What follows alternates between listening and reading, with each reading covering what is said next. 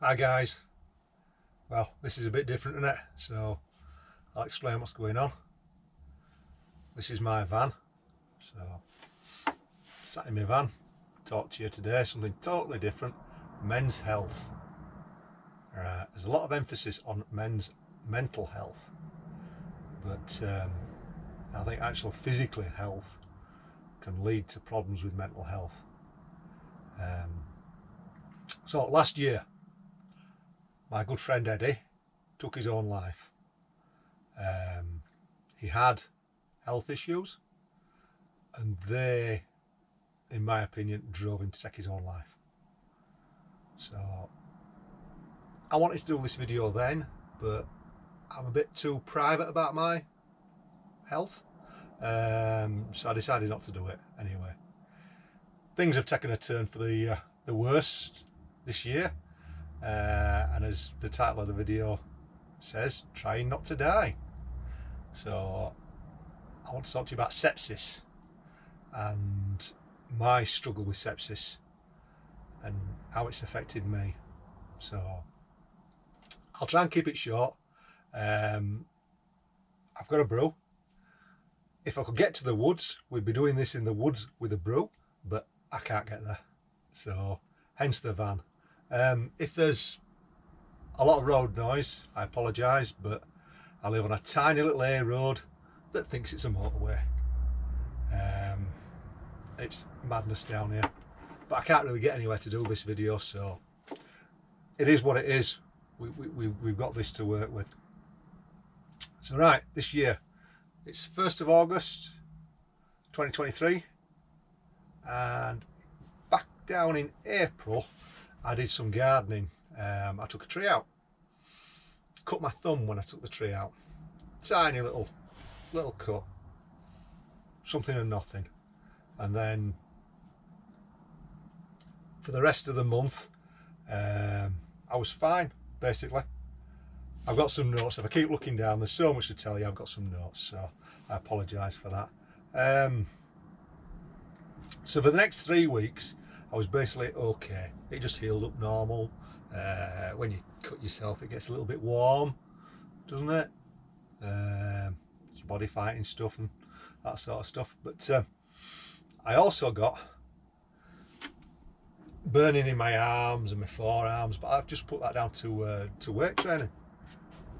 And my calves were really tight and sore, and so were my thighs, but not constantly. And I put that down to cycling, as men do. We dismiss these signs. On the 2nd of May, I woke up, felt really ropey. By dinner time, I felt like I'd been hit by a train. So I was in bed in the afternoon. Shakes, chills, sweats, headaches, burning up fever, unlike anything I'd had before. Just, you felt like you were on fire basically. And that was the 2nd of May. 3 days later, I couldn't stand, I couldn't walk, I couldn't get to the toilet, I couldn't get out of bed. It was around the time of the King's coronation, so we had extra bank holidays, so getting medical treatment became slightly difficult. Managed to get a telephone appointment with the doctor, but they just dismissed me and told me to come down and get some standard run-of-the-mill antibiotics. Somebody went down and got them for me, but at this time, by now, I was sickness and diarrhea. But sickness not like I'd had before, throwing up, but I had a B&Q 20-litre bucket, and throwing up, I was quarter filling that. That's like 5 litres of sick at a time. Where's that coming from? I know I was hydrating and drinking, but that's a lot of fluid to be throwing up.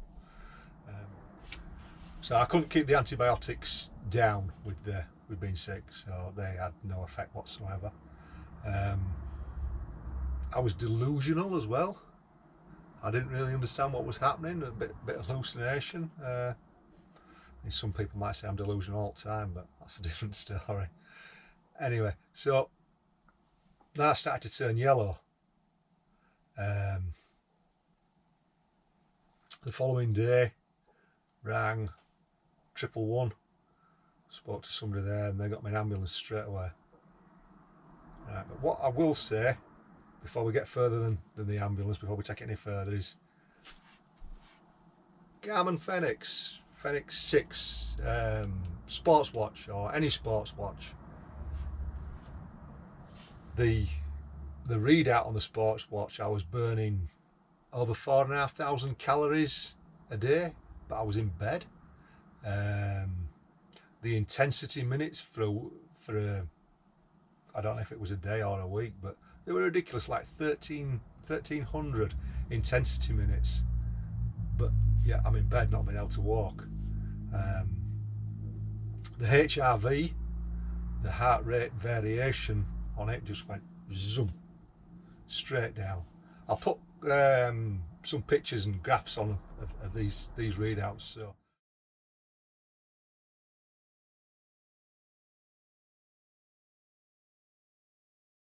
So another one, guys, if your sports watch is going crazy at you, get to doctors, go see what they say, tell them there's something wrong with you, do something about it. So back to the story. 111, lad got me an ambulance. He said it might be here in a few hours. 20 minutes later, it was blue lighting outside my house. Took me to the local hospital, pushed me in a trolley into A&E, into the corridor to wait. I must have been only there 5 minutes before a senior doctor and a doctor come and pushed me into a resus room. So I spent the day in the resus room, and then it was into intensive care unit. And this is all from a tiny little cut on my thumb. So by that time, I looked like Homer Simpson. I was totally yellow, big belly, and my feet and ankles, they weren't mine. They looked like elephants' feet. They were absolutely, I had ankles like that. No joke, ankles like that. I put half a stone on in fluid. I was about 15.5 stone, and I put half a stone on in fluid, so that's 16 stone. Also, by this time, I was very delusional and hallucinating. So people told me things, and I couldn't understand it. I thought I'd been to the hospital twice before to get treated for the same thing, and could remember faces of the doctors and things, and could remember, oh, you treated me last time. It's like I'd never been before, but crazy times. So by this time I had acute kidney and liver failure, on top of everything else, pins and needles and numbness in my legs, like nerve damage, and also my thighs and calves were stupidly sore to the touch. Just a little light touch and I'd be jumping a mile. No taste or sense of smell really. Shortness of breath, chest pains, an extremely high heart rate. So this was in intensive care. So after 7 days in intensive care, I was put onto a normal ward, a gastro ward. I must say intensive care were really good, and you know, they really looked after you. But it is a hospital, so you don't get much sleep. There's machines beeping and everything, but they were trying to keep me alive. So I then got moved on to a gastro ward, which isn't like triple cooked chips or anything like that. It's for people with gastro problems, which normally, or the majority of people who were in there either had alcohol or drug problems, which had caused their symptoms. And when they got a new patient that was detoxing, they were a problem to everybody else in the ward for the next 3 or 4 days, like all day and all night. While I was in ICU, they put me onto intravenous antibiotics, and I had like 5 days on one course of this, but they weren't sure which antibiotics actually gave me, so I had like 5 days on one and then 7 days on another. And these finished on like Monday the 22nd of May. That was the first course of antibiotics, and they got me out of bed, got me to walk to the toilet, got me to walk up and down some steps, and on the Friday the 26th they said, oh, you can go home, you can get to the toilet, you can walk up and down steps, off you go. And that was at lunchtime, so I was like, oh yeah, brilliant, I can go home. In the afternoon, a doctor came round to see me, and by this time it was about 2 o'clock. I was curled up on a ball in the bed again, aching all over, hot and cold sweats, shivers, and the doctor says, oh, your bloods are going the wrong way. And it's like, yeah, I know, I feel terrible again. So they put me on another week of intravenous antibiotics. On the 9th of June, I was released from hospital. However, during this 5 weeks in hospital, nobody told me I had sepsis. I just thought it was from this little cut in my hand, this infection I got. I thought that was causing all problems, but it wasn't. It was sepsis. I found out on my release papers from hospital. So all the time when I was at hospital and couldn't understand my symptoms, my legs, really tight calves and thighs, no power, knees had gone, arm had gone, couldn't move them, just shuffling about instead of walking properly. I couldn't understand why this was happening. Yeah, I'd been laid up, but I've been laid up before and it doesn't affect you like that. But never told me I had sepsis. And all these problems I've had, and still having, but that's a different video, are all down to sepsis. So as I said, I got out of hospital on the 9th of June. By the 23rd of June, I fell ill again, didn't I? A bit like being drunk. Yeah. Can't focus, everything's blurry, slurred speech. I couldn't string a sentence together, I couldn't speak properly. So it's not under the hospital care anymore. I had to go get down to the doctors. I could have gone to A&E and gone through it all again. I chose to go to the doctors to start with, and he gave me antibiotics again, but oral ones, and told me if anything changes, get to A&E immediately. But those antibiotics seemed to work and cleared me up. So then we get on to now, and what I've found out about sepsis. So sepsis is caused by an infection in your body. It's like I cut my thumb and got an infection in it, and then your body fights the infection, but the immune system starts destroying itself and your body because it overcompensates for fighting. So you can get sepsis from lots and lots of things. Any little infection can give you sepsis, but it's something you need to be aware about. There's so the hospital didn't give me any information about sepsis whatsoever. They just kicked me out, and I was speaking to one of my friends in Germany and talking to him about it, and he was like, oh, and he actually spoke to his niece who was a doctor in Germany, and she emailed him some information, which is the Sepsis Trust in the UK. It's a charitable organisation, but they helped out and explained things to me, and yeah, it's a 6 to 18 months recovery, and this is why your legs are still not working, this is why you're still short of breath, it's why you've still got a silly heart rate, why you can't do anything, your calves are still tight, your knees don't work, your thighs don't work. Post-sepsis syndrome is what they call it. 6 to 18 months, and some people never recover, but fingers crossed we'll be one of the ones who do.